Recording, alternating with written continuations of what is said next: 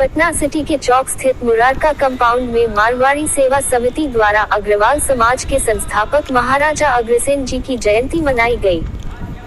इस मौके पर उद्योग मंत्री समीर महाराज, भूमि एवं राजस्व सुधार मंत्री आलोक मेहता, समाज के वरिष्ठ नेता समेत कई गण्यमान्य लोग मौजूद रहे। वहीं मंत्री जी ने अग्रसेन महाराज को पुष्पांजलि कर दीप जलाया और उन्हें याद किया। साथ ही उनके बताए रास्तों पर चलने का संकल्प लिया।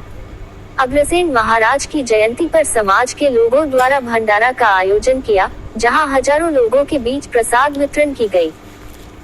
वहीं मणिपुर जैसी बेगूसराय में भी निर्वस्त्र घुमाए जाने की घटना पर मंत्री आलोक कुमार का कहना था कि सुशासन की सरकार में किसी भी अपराधी को बख्शा नहीं जाता है और उसे गिरफ्तार कर कानूनी कार्रवाई की जाती है।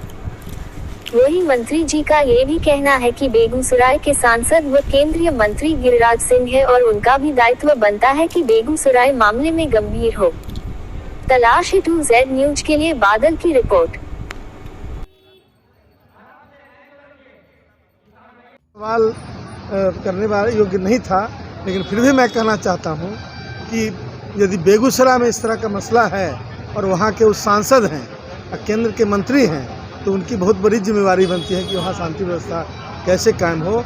वैसे जो गड़बड़ी होती है, बिहार सरकार कहीं भी चूक नहीं करती और जो गलत करने वाले, गड़बड़ करने वाले लोग हैं उनको पकड़ा जा रहा है और उन पर कार्रवाइयाँ हो रही हैं। लेकिन प्रिवेंशन ऑफ क्राइम एक जो चीज़ है, उसमें जो वहाँ के प्रतिनिधि हैं उनकी बड़ी भूमिका है। आपने देखा होगा कि पिछले दिनों बेगूसराय में ही लोग सरेआम गोली चलाते हुए जा रहे थे।